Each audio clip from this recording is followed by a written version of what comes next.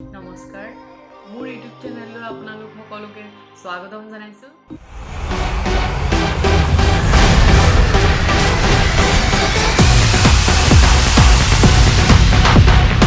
সকলোলৈকে অসমীয়া নৱবৰ্ষ আৰু ৰঙালী বিহুৰ শুভেচ্ছা জ্ঞাপন কৰিলো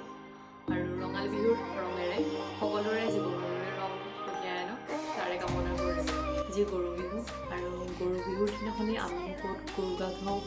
আৰু কি কৰো আমাৰ ঘৰত আপোনালোকক দেখাম ভিডিঅ'টোত সো ভিডিঅ'টো আগলৈকে চাই থাকিব আৰু যদি ভিডিঅ'টো চাই ভাল পালে ভিডিঅ'টো লাইক কমেন্ট আৰু চেনেলটো সাবস্ক্ৰাইব কৰি দিব বলক এতিয়া ভিডিঅ'টো আৰম্ভ কৰো এয়া মায়ে মাহ হালধি পিচি আছে মাহ হালধি গৰু নোৱাবৰ কাৰণেও দৰকাৰ হ'ব আৰু ঘৰ নোৱাবৰ কাৰণেও দৰকাৰ হ'ব তাৰপিছত মায়ে এতিয়া পিচি আছে পতা নাই কাৰণে ইয়াতে পিচিছে আৰু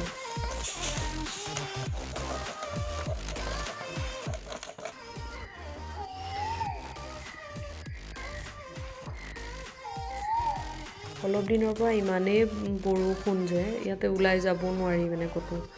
অকল বৰষুণ গোটেই ৰাস্তা পদূলিবোৰ বোকা হৈ গৈছেগৈ অকণমান আগতো মানে আজি বিহুৰ দিনাখনিও মানে বৰষুণ ৰাতিপুৱা শুই উঠিছোঁ বৰষুণেই দি আছিলে হ'লেও এতিয়া অকণমান এৰিছে বৰষুণটো এৰাৰ কাৰণে বাহিৰত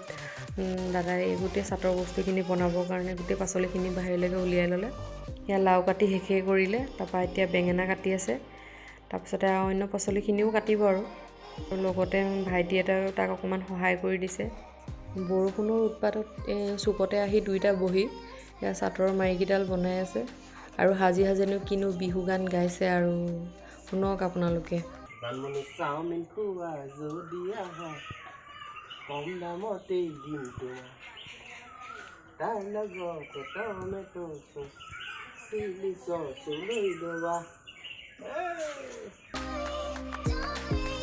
মায়ে মই গৰুকেইটা নোৱাই ল'লোঁ মাহ হালধি সানি আৰু ইয়াৰ পিছতে আমি গা ধুৱাবলৈ লৈ যাম গৰুকেইটা নদীলৈ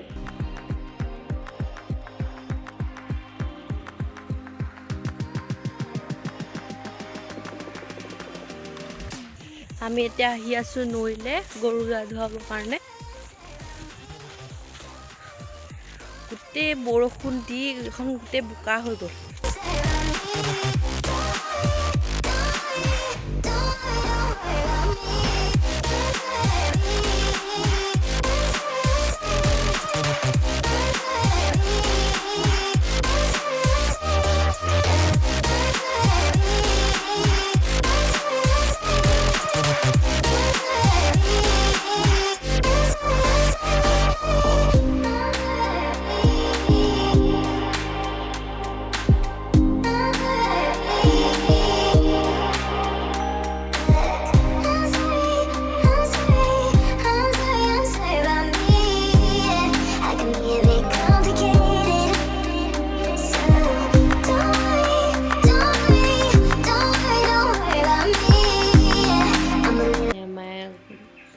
ঘৰলৈ আহি আছে বাহিৰলৈ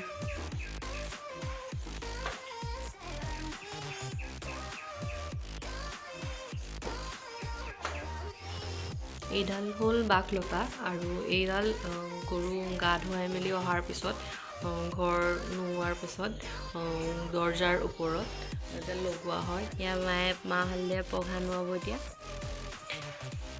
আপোনালোকক দেখাইছোঁ কেনেকৈ নোৱাই মই আজি প্ৰথম চাম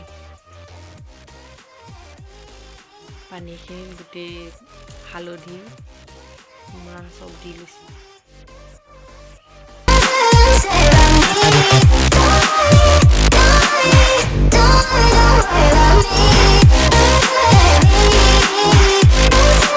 অতীজৰ পৰা এটা চলি অহা পৰম্পৰা গৰু বিহুৰ দিনাখনি 100 এবিধ শাক ৰান্ধিব লাগে আৰু মায়ে তাকে ৰাখিবলৈ অলপ চেষ্টা কৰিছে আপোনালোকে দেখিছে মই এটা মন্ত্ৰ এই নাহৰ পাতখিনিত লিখি থৈছোঁ গোটেইখিলা পাততে একেটা মন্ত্ৰই লিখা আছে এই মন্ত্ৰটো হৈছে দেৱদেৱ মহাদেৱ নীলগ্ৰহ জটাধাৰ বাতবৃষ্টি হৰংদেৱ ত্ৰাহিদেৱ নমস্তুতে আৰু